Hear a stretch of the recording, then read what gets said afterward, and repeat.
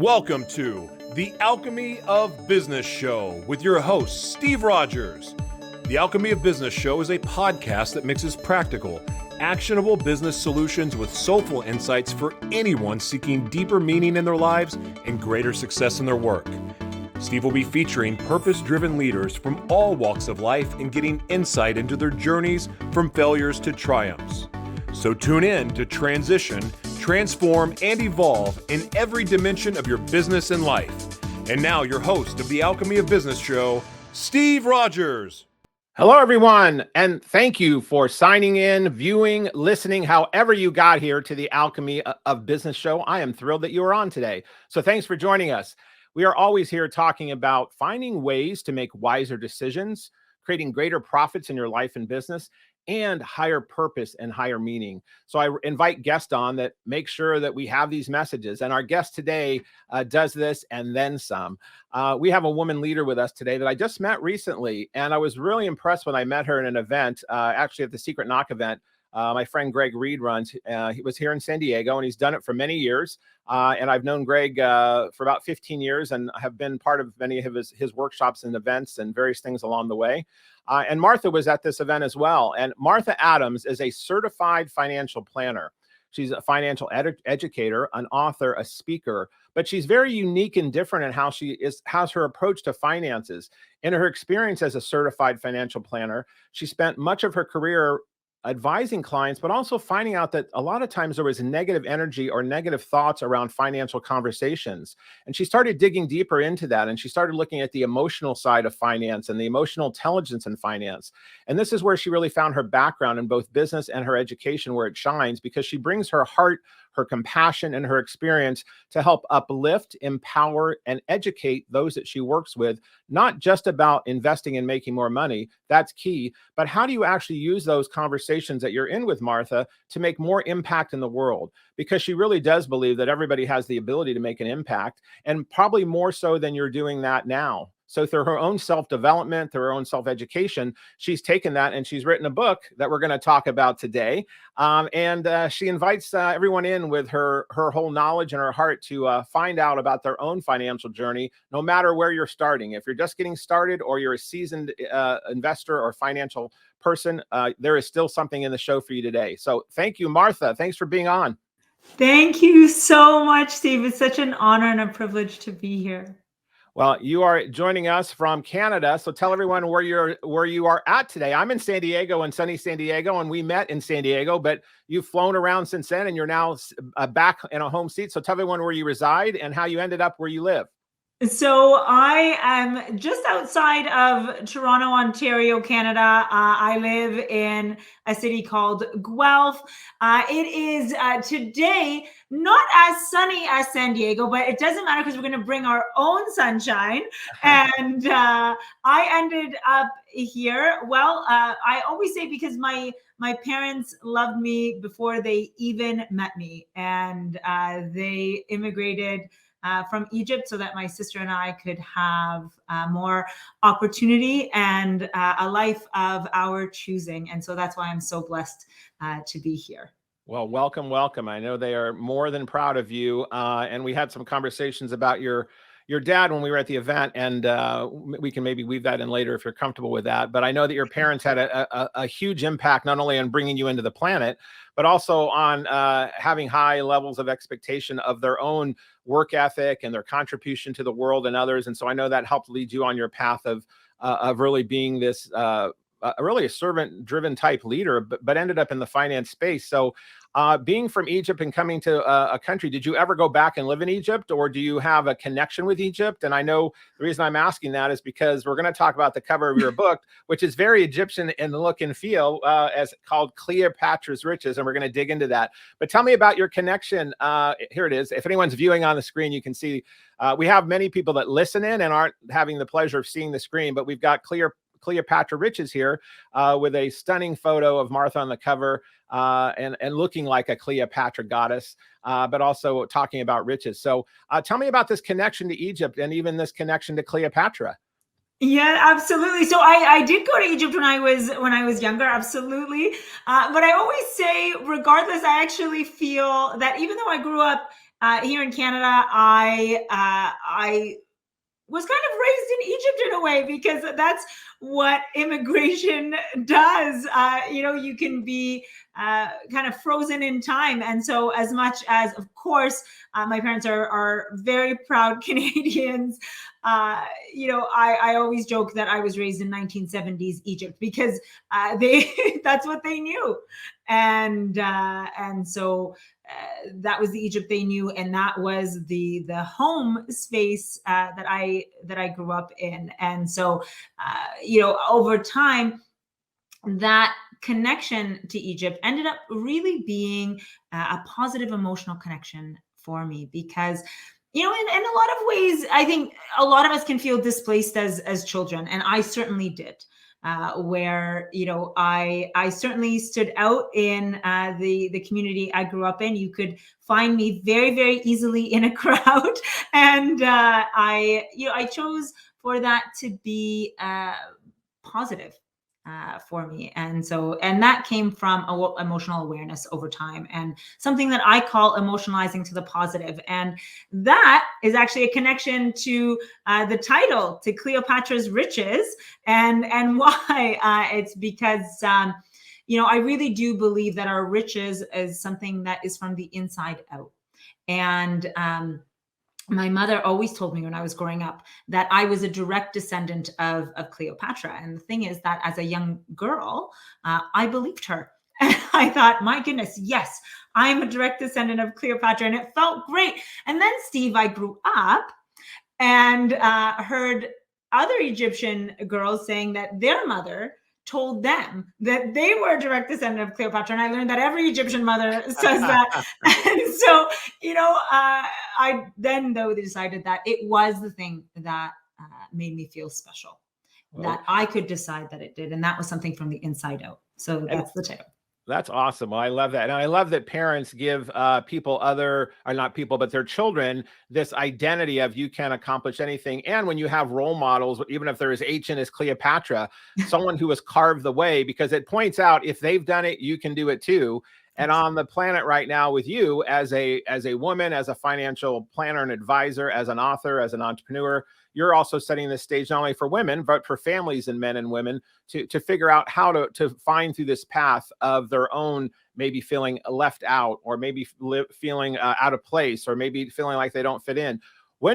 At what age do you remember that you really had that distinct feeling of, I feel different here, or I feel like I don't fit in? And when you had the thought about, I'm going to change that into an empowered thought versus feeling victimized from it. Do you remember as a young girl when you acknowledged that, and then how you knew to take the tools to do something about it? I was really young. I was about 8 or 9. And I can remember the specific instances that I decided where my riches really were, and who decided how I felt, right? And that was going to be me. And so I certainly remember standing out, and at about 8 or 9 is where I really saw the differences, not only in my physical appearance, but also from a material standpoint as well. I grew up in a very loving home that was wealthy with all of that, and wealthy with an incredible work ethic. But in the area I grew up in, it wasn't necessarily comparable when it came to material wealth. And so I decided that instead of comparing, I could look to inspiration. And I started to set goals as to what I wanted to create as a positive impact in this world, and in an acknowledgement for myself in the process. And when did that lead to finance or money? If you came from great abundance in love and harmony in a family, as many as I've come from, but I didn't come from a wealthy family, didn't come from wealth. We were very, in the country, Midwest oriented in the United States. And my dad was a Navy man. So we had, my parents had 5 boys in a very short amount of time and unlimited budget. So they had to learn to stretch a long way. And they've done very well serving their own financial needs, where my dad was a saver and he was very frugal. And so now later in his years, they've been able to, have a good life and have raised 5 boys and have had this financial planning scenario that they stepped into with modest means compared to what most other people might have. So when did you also realize, okay, my parents are loving, I'm in a supportive environment, I can be anything I want. And from 8 or 9 years old, jump forward, whether it's high school or college, that you started thinking, I'm interested in finance, numbers interest me, money interests me. Maybe that's a path for me that I can use as a conduit. Do you remember when you first started being attracted to money itself as a tool? So I was really attracted to everything in the business world, to be really direct here. I found myself magnetized to it. I was so interested in it because I thought, I found that it was such a beautiful way to connect with others. I think there's so many, there's a lot of societal negativity rather around the business world. I saw the positives, right? I saw the aspect of self-expression in it. And so I really focused on it when here I was in grade 10, because at the time when I was in high school, that's when you could choose all of your electives. And I remember knowing that, just a passionate belief that this is the way I was going to express myself. And so I chose all of my electives and didn't choose any sciences. I could get good grades in sciences, right? But I wanted to earn my place in the business world, making an impact in people's lives. So I chose anything and everything that went along with business. Now, Steve, that meant that I had a really interesting conversation with the guidance counselor when she pulled me in. And so if you can imagine, a 15-year-old girl whose main goal that her parents gave her was to have a good education and earn a good position in this world, because that's all they wanted for me, right? So here I am in class, and on the speaker, the guidance counselor calls my name and pulls me out of class. And then the ooze from all my peers, because watch out, yeah, something's going down. Mm-hmm. And I, that's the power of belief, and that's the power of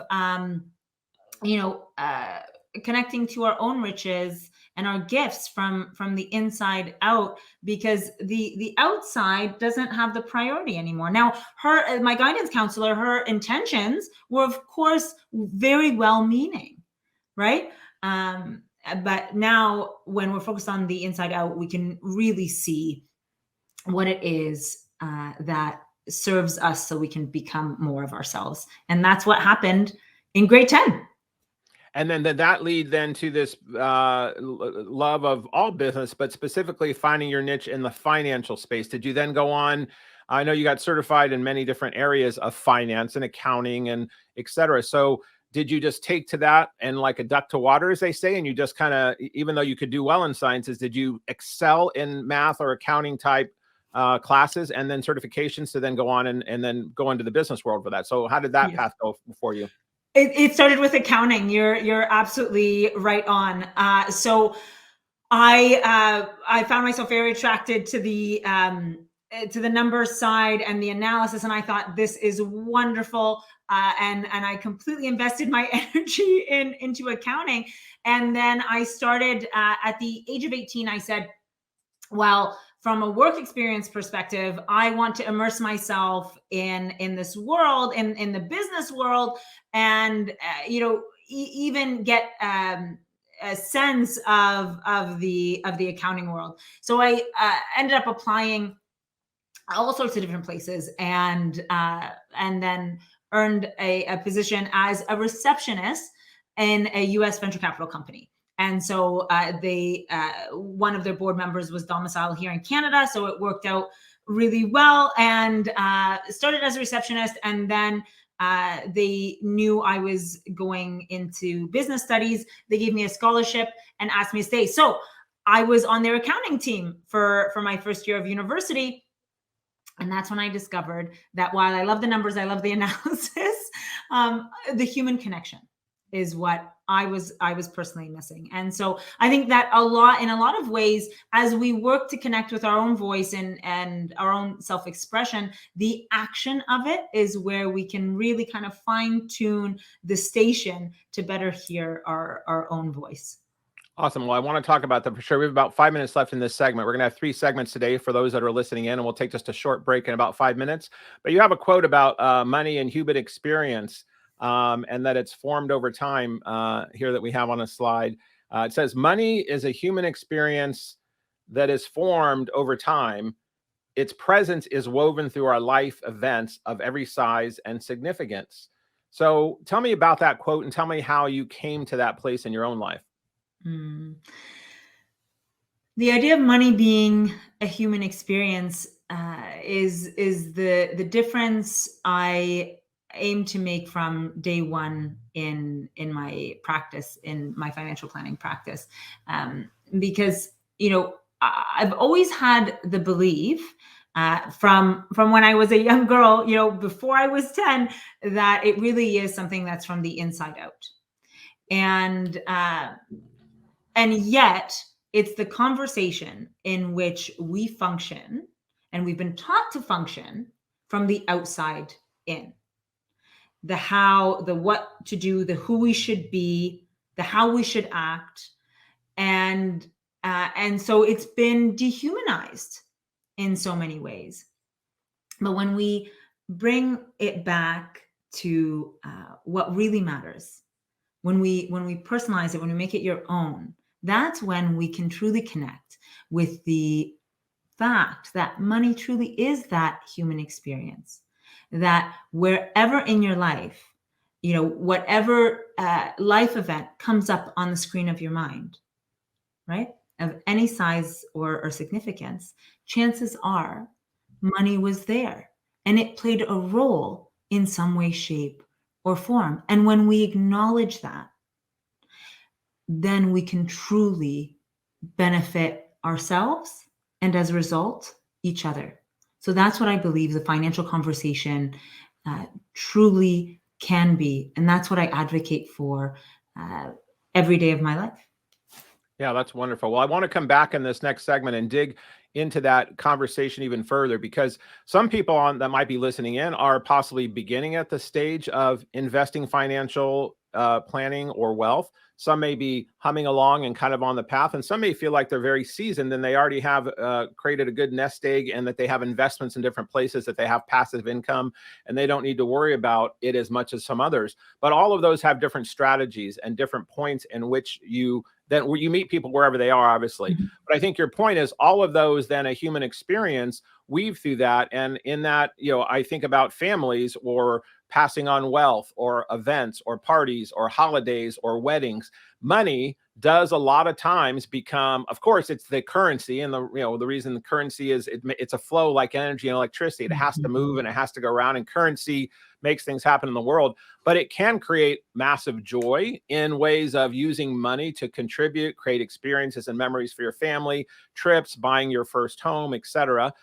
And it can also create very negative things about people being obsessed with money, or being that they don't have enough, or hoarding money, or conflicts within families about jealousy, or in wills being passed on in money. So my guess is during your practice, you've probably had most all of those experiences. You've had to help people weave through that. And many times it could have been a negative thing, not only from the experience, but also from the history of their upbringing about why money was rooted in that fashion. Do you find that that is a big part of your conversation with people?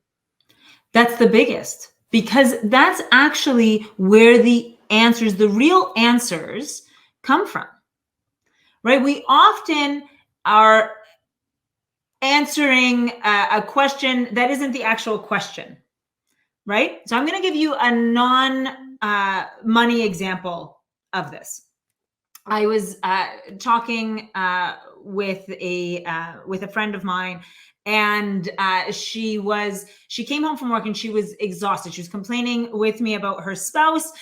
She came home from work exhausted, and the laundry wasn't done. And she, was really, really upset at her husband for that. And so I asked her why. And she answered, and I asked her why again, and why again. And ultimately, long story short, is that it wasn't actually the laundry that was bothering her.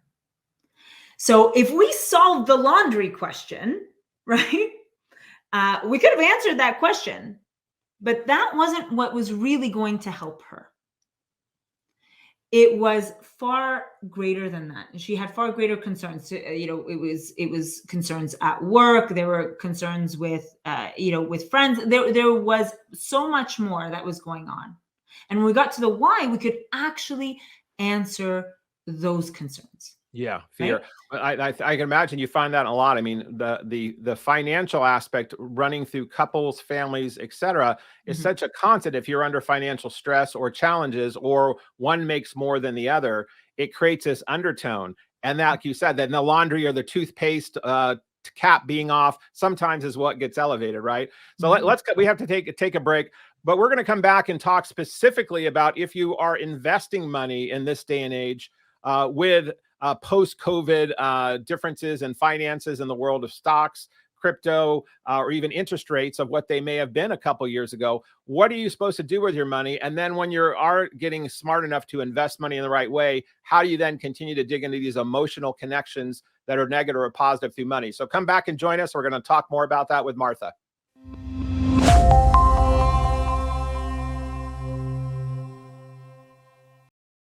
Hello, everyone, and welcome back to the Alchemy of Business podcast. We are here talking with my guest, Martha Adams. If you can see, I've shown her book before. If you have a visual, if you can't see and you're only on audio, we're going to be talking about her book, Cleopatra Riches. She is a financial advisor, planner, and specialist in connecting life experiences and emotion to wealth and investing and creating wealth, or just financial planning in general. So, Martha, before we signed off on the last segment, we were talking about how sometimes money, not sometimes, but most times money has some factor in the highs and lows of relationships, in intensities, whether it's in families or couples, and what it can do to create excitement in buying your first home, or if somebody was not pulling their weight, so to speak, in a relationship and money gets involved in that, sometimes that financial angst between couples or family members become pretty intense.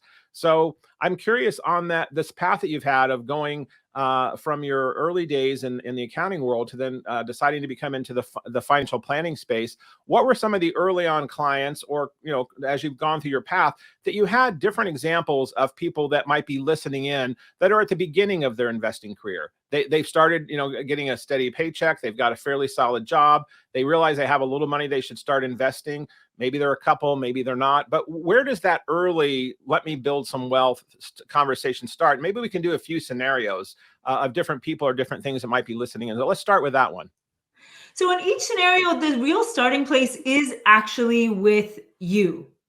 So there's a really big difference in finances at any stage between I need to do this. We often hear that around finances. I need to get my finances in order, or I need to get on top of things. I need to start saving. The word need, right, is often something that we've internalized and have an emotion around it of guilt and obligation, right? So especially when we're starting off, focusing on want instead of need, right? So one is, weighing us down with guilt and obligation. And the other one is fueled by desire and commitment to ourselves. So that's a focus there. So we're starting with our emotional intelligence, and then we can move over to the IQ of finances. Because when you're starting with your emotional intelligence and you're focusing on what you want, now you're answering the question of what you actually want to see for yourself, right? So now we're actually customizing truly for you versus for what someone else may feel you should do. That really is that relevant or relatable to you, right? So starting with what you want is really big, really important there. And then from there, now that you're focused on desire, you're going to start, right? If I am self-deprecating and I'm talking about need a lot, right? And let's just say I'm talking about my eating habits, and I say I need to stop eating cookies. Well, that's going to very likely have a short uh, impact, right?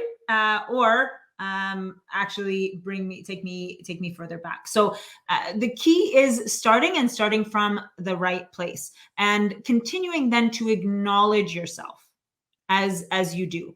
So I recognize that as you're starting, that things are, well, you're starting. So, there isn't necessarily as much of a cash flow as you may want later down the road. But when you're starting, just the idea of starting and showing yourself means that you can continue to prove to yourself. You don't run a marathon by training one day, right? You start one step at a time. And I think that that's so important when it comes to our finances as well. We start one step at a time. And in that first step, once they've done this assessment of their emotional, they know why, they've got some intellect around the intelligence of it. Where are some places, if someone's making, do you suggest that people as a couple, when they realize they've got to pay either their rent or their mortgage, and then they have car payment and food and et cetera, is there a way that they should say, hey, I could start saving $10 a month or $100 a month or $1,000 a month and start putting it in a savings account till I wait to put it in something else? Or, what are some little baby steps they could start taking once they have the right mindset and heart set? Yes. So absolutely, knowing your numbers is incredibly important, because when you're knowing your numbers, the way that you know those numbers is really important, because you're going to say you're knowing you, right? Don't give the numbers power. Give yourself the power, right? And so, yes, tracking what all of your inputs and outputs are brings an awareness to that, and then you can start to say, okay, I can now say $100 a month, right? I'm starting with that, and now you're connected to your numbers. You're going to start to see them differently, and so having a grow category is really important. There's a very different feeling in the word grow versus save. I have to save money, right? What are you saving yourself from? We have a lot of negative emotional associations with the word save, but grow feels very different. We're becoming more. So having your grow category that you allocate between, short-term, medium-term, and long-term wants, right? So having that, and then you can allocate based on opportunities that come up. Yeah, that makes sense. So when you're saving to grow and your money is not being saved, you are taking an account to put in for growth, short term, mid, and long. So if you are, whether it's $100 a month or $10,000 a month that you're putting in to grow, what are some of the vehicles in the last couple of years that used to be good places to put money, that I'm curious, with the global pandemic and COVID and all the different impacts that have had on financial situations and companies, governments, and the changing markets? Do you have different advice now than you maybe had 3 years ago for people if they're bringing $100,000 or $10,000 in a period to invest something, or $100,000? Has that changed dramatically or just mildly? I think one of the things that we've seen, I think the change for so many of us over the pandemic was very dramatic, right? In a lot of ways, certainly emotionally. But one of the things that wasn't necessarily prioritized pre-pandemic was having what I call a flex account. Right. I really don't love the term emergency fund, but the idea of a flex account, to know that something takes place, that you are financially empowered and independent, and can look after yourself.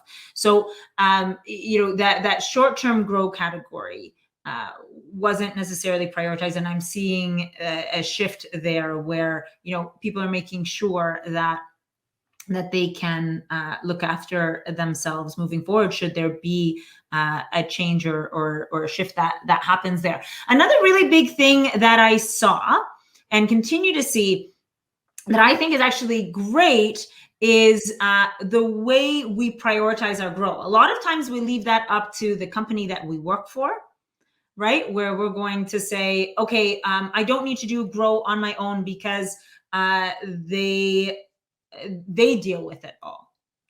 Meaning through a retirement plan that a company might offer, that you're taking part of your pay and putting it in their investment account. Yeah, absolutely. Retirement, the profit sharing, if you've got stocks in the company, and then we find all of a sudden that all of our eggs are in one basket, right? And we certainly saw a lot of impact to a lot of companies. Certainly, as an example, the travel industry, right? Over the pandemic. Now, let's just say if I worked for an airline and my all my retirement grow category is there. If I also have stock options there, right? Everything's there. And now I've been laid off. All of my, the stock price has obviously been impacted. And where does that leave me? So finding diversification, meaningful diversification that works best for you, knowing that holding some cash for buying opportunities is always incredibly important, right? And knowing that you also have some fixed income, right? And so bonds, for example, and then knowing that you have some stocks, and if it's appropriate for you, that you also have what I like to call an explore category, because that could be something like cryptocurrency, etc. That is more based on your comfort level. Somewhere that you can explore other market opportunities.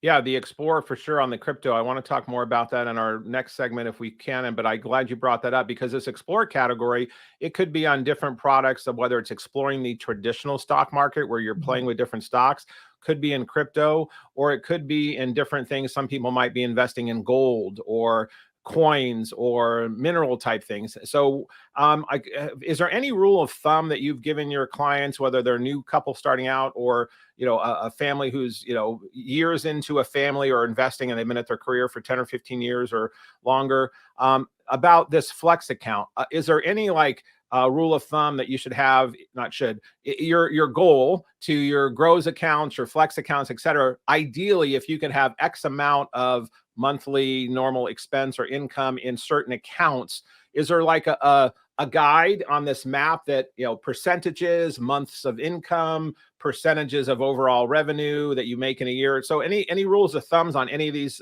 good ideas that you mapped out? So when it comes to months of income for that, I like 2 months. A part of the reason for that is generally there's also a comfort around that, and there is a higher success rate. Once we start to say 3 or 4, that's a harder idea to accept. And success happens from accepting an idea, right?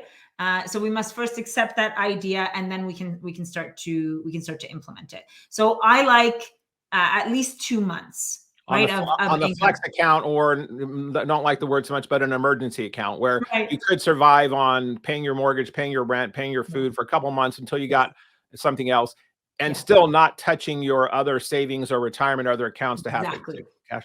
And then what about on this other account, which would be the not the play account? What did you call it? The Explore. Explore. Yeah, I like Core and Explore, right? We have our Core and we have our Explore.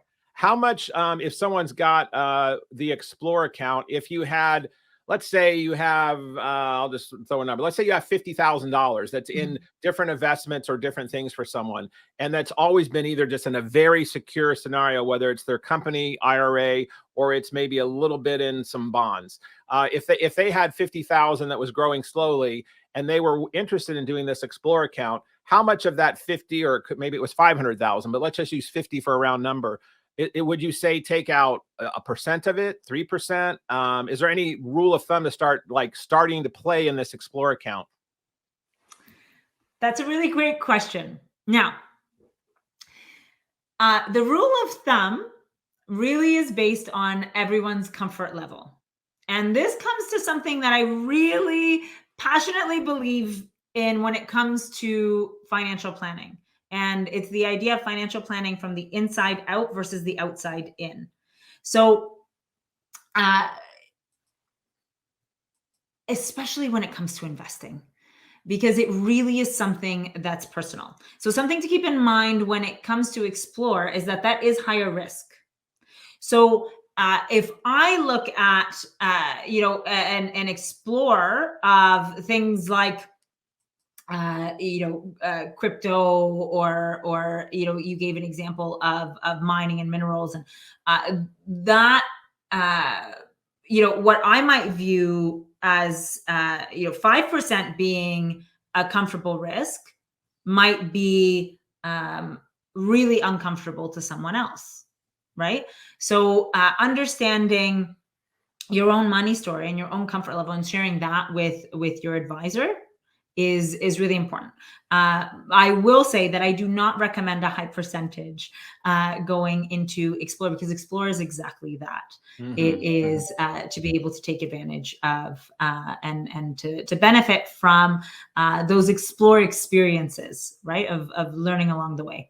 Great. Well, and I know in your book, we've only got a couple minutes left in this segment, but why don't we go ahead and weave into your book, and then we'll come back and talk about some of these things in your book, because you have some on slide 6 there, Noel, who's my engineer, we've got is that this is a book that you wrote about, are you ready for change, about conversation and about money and finances? So does a conversation change? So if people realize that they are, then you get them thinking in a different way. But one of the things I want to come back and dig into is you also have some other ways to measure this.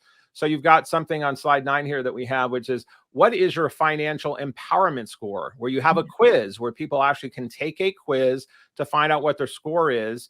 And then you've got some other things called the 4R process, which is really uncovering your process and a program to walk you through your own thoughts and belief about money, which also might help people answer some questions about how much should be in their Explore account, how much should be in their flexibility account. So maybe these things could help do this. And I know you've got some other programs in your vault as well that you have through your book. So for those listening in or viewing, please come back. We're going to get into some details into the book of Cleopatra Riches and some scores and some testing that you can do to help really fine tune this further for yourself. And then with Martha or your own financial planner, figure out how to dig these further so you are growing and using your Explore money and using your Flex accounts in the right way. So thanks for listening in, and we will be right back on the Alchemy of Business Show.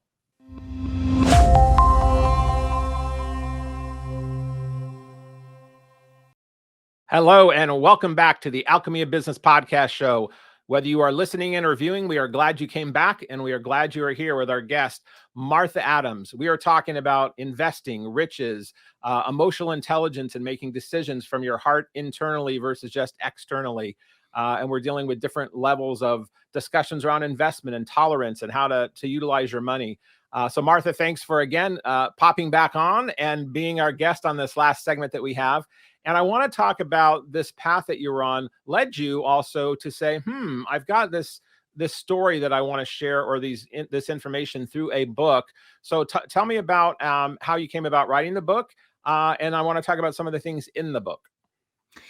How I came about writing the book was, I made a commitment that I would make myself very uncomfortable and tear down the walls of my boardroom to make it more accessible to more people.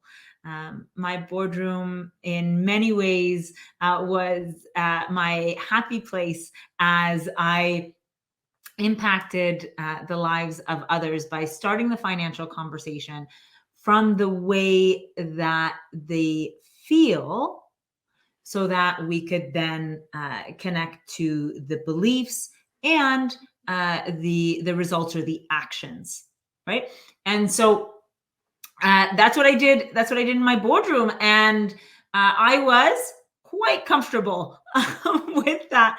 And I, though, wanted to make the conversation more accessible, because I believe that the financial conversation truly should be three things: accessible, approachable, and applicable to each person as an individual. And centered around all of that is the way that you feel. And so that's why I wrote the book, so that we can sit together and have that conversation one-on-one, starting in the true starting place, which is how you feel, that was developed over your own money story.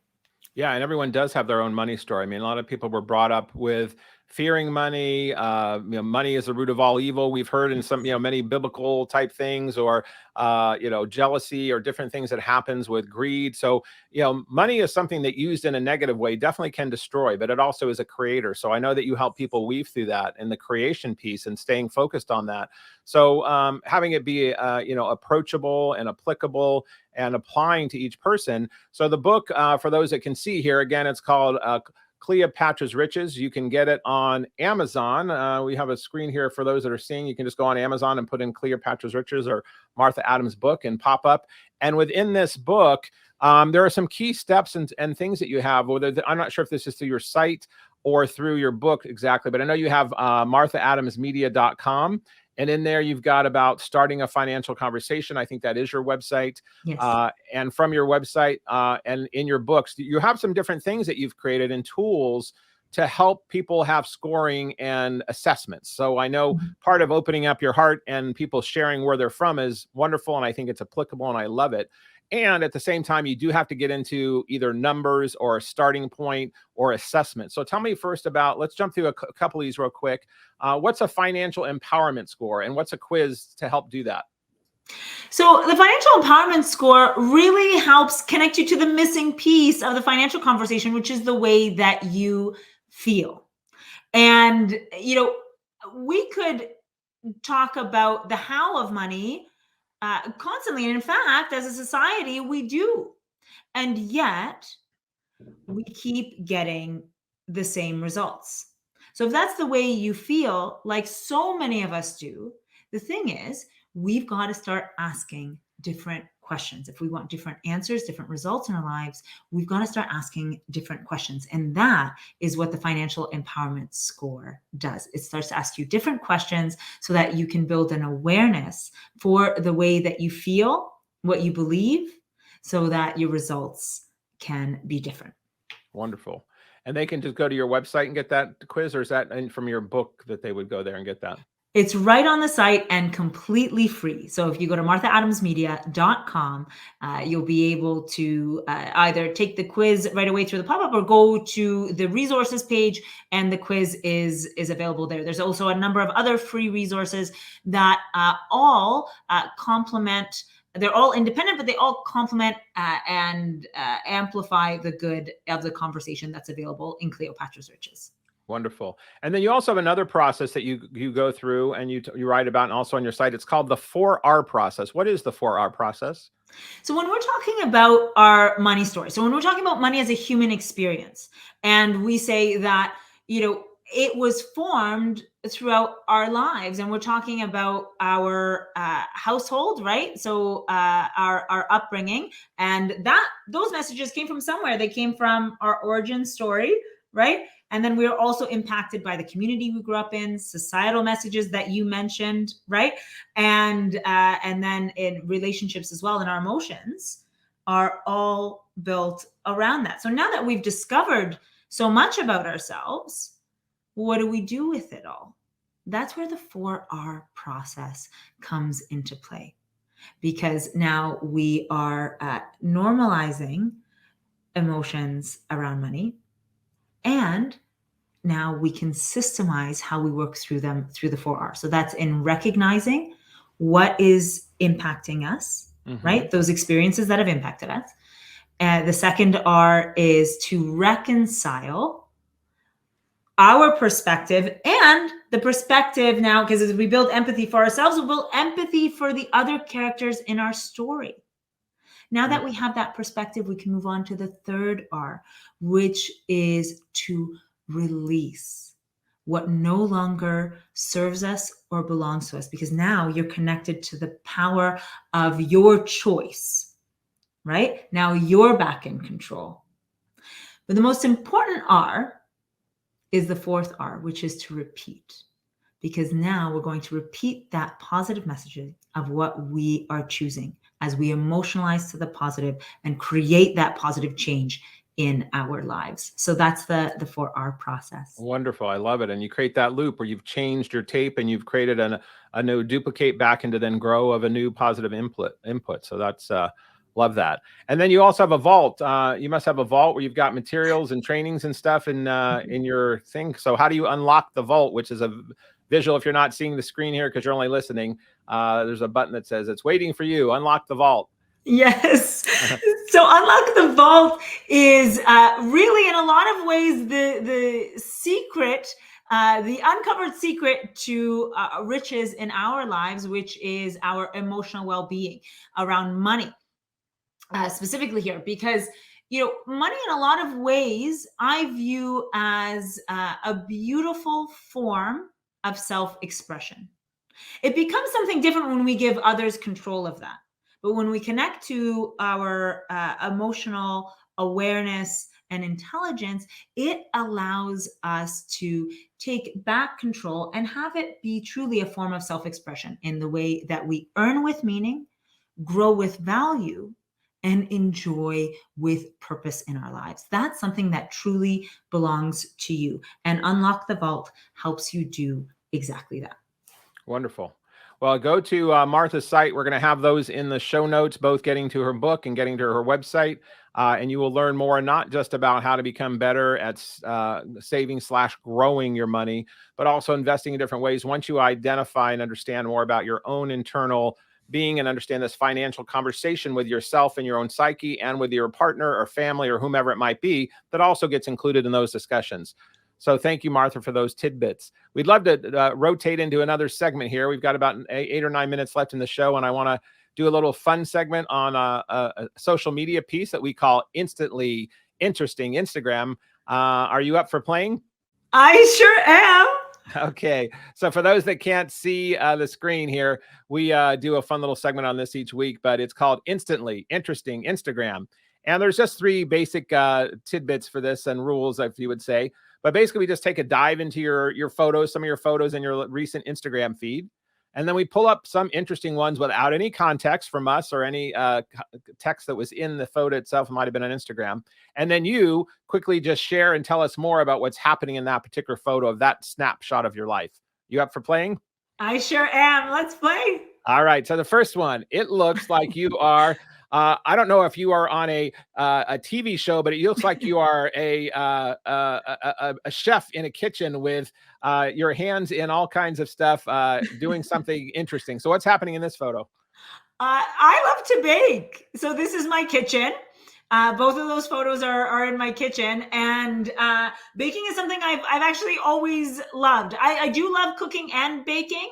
But I would say from sharing positive energy with others, baking is a way that I can express that love and energy. And so in the picture on the left, those are macadamia nuts, and I am making what I call my everything cookie. There's a lot that's in there. You can use macadamia or hazelnuts. I use both white and milk chocolate chips, dried cherries that are kind of soaked in vanilla bean to reconstitute them with hot water. And anyway, it becomes a really delicious everything cookie. But my favorite thing is not actually eating them. While I promise I do quality control, it's it's giving them. That's my favorite. And smelling them while they're cooking, for sure.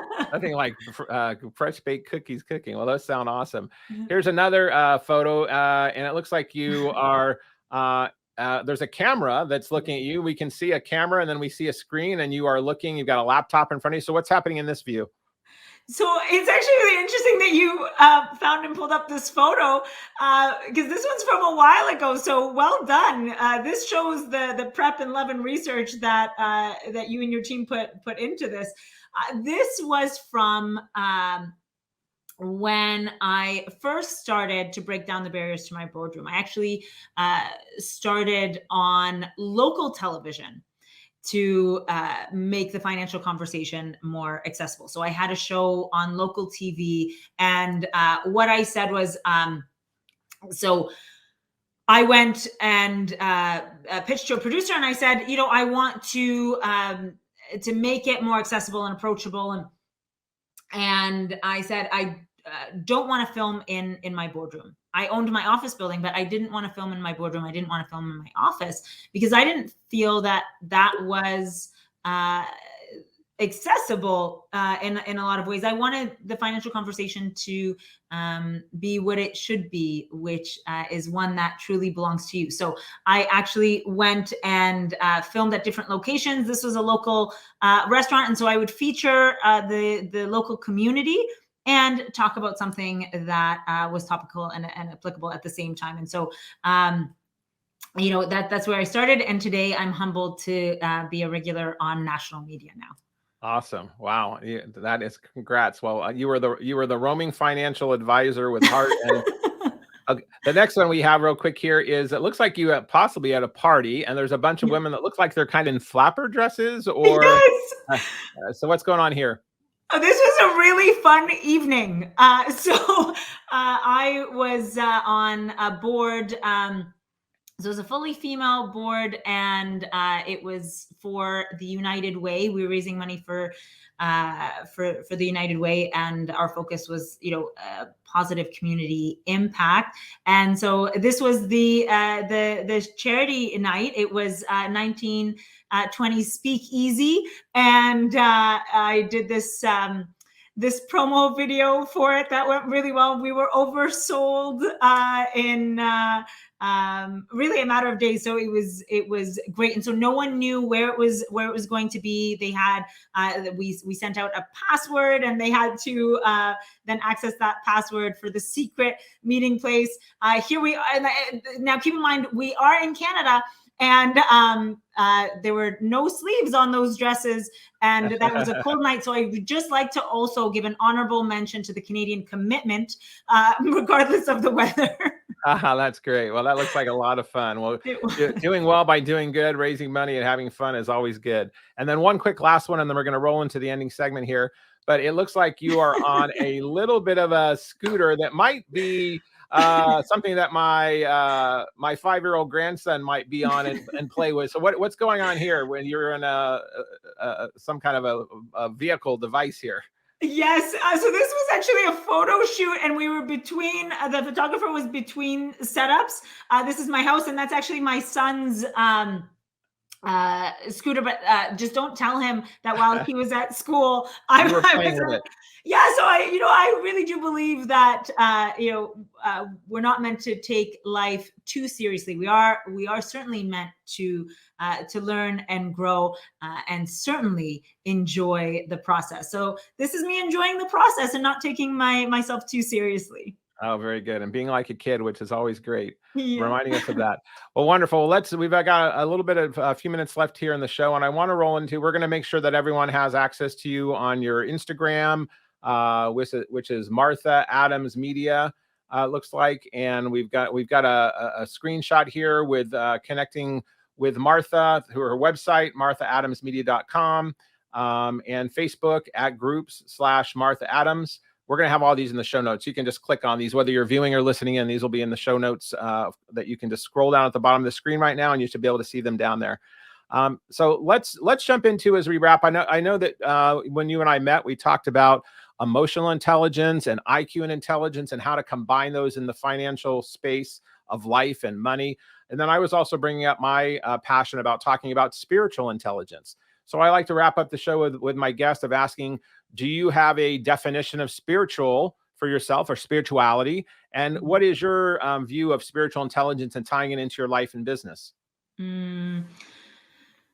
To me, when it comes to spiritual intelligence, it really is, connecting from the inside out, and hearing our own voice. I think that in so many ways that's a beautiful piece of the puzzle that ends up becoming missing as we either mute it or discount it with others. And so, for me, the spiritual aspect, self-expression is a really big part of that. And for that self-expression to be there, our own intuition, our own will, those aspects to ourselves, not only acknowledging them but prioritizing them, I think is not only important, it's essential. And so for me, that's what it means. Truly, looking at the essential as exactly that. That's wonderful. And prioritizing that and making your inner voice to expression. And I absolutely believe that each of us are expression of the higher consciousness of the universe. And we each have a unique imprint that through our work, whether it's financial or through our careers or crafts, that it's a way that we can show up and express of that energy in the universe. And I know you just had a loss of one of the most important family members that exist. I mean, our parents, our mothers and fathers. And I know that you just had your father pass away early in this year. So I want to, we talked about, and you mentioned it was okay for me to share that. So my deepest condolences to you and your family about that. And I know that when I mentioned that to you, that how proud he must be of you before his passing, and how proud he must be of you now in viewing this work that you're doing of your own authentic voice. So how has your father's passing, and we can share his name as well, impacted your outlook now on life and before his physicalness, when he was physically here and now that he's in spirit? Has that changed your passion or your drive or importance for what you're doing moving forward with his great will with around you, even in a different way? Thank you so much. His name is Nehruz, and the significance of his name is actually the Coptic New Year. He was born on the Coptic New Year, and it's called Nehruz, and so that's why that's his first name. How has it impacted me? My father is, and I speak about it in present tense. I speak about him in present tense because I do believe that in a different form he is still present, and that through my love and appreciation for the greatest gift he gave me, which is his fatherhood, I continue to give his essence life. And I'm sorry, I love him and I miss him. So I'm so grateful to miss him. What a blessing that is. That is. Yeah, you shared that with me. You said that about what a blessing it is to miss him, because you know how loved he was and how important he was and is in your life. So that's a powerful thing. And has that affected how you viewed life now versus prior? Do you have a different outlook, or just a more impacted view? I'm just curious on when people have when we all have family members that we lose that are so close, sometimes it shifts, magnifies, it changes trajectory. So I'm just curious if it's changed in any of that major, I'm sure in many, many ways, but anything of significance that you want to share as we're wrapping up with the guests here about your impact you're making on the world and why that's still so important to you. It's amplified. If I'm to say it in a word, it's amplified. My father is my greatest advocate. He really always has been. And, he showed me love in so many ways, including his belief. When I wanted to start my independent practice, that meant I was starting my independent financial practice. It meant I was starting from nothing. I was starting from scratch. And when everyone who loved me meant well, but chose fear, they were afraid for me, he chose faith. and he believed in me and saw success before it was ever on the horizon. And so I look and I say, he saw that for me then, to see that positive impact in others. Well, today I'm just getting started.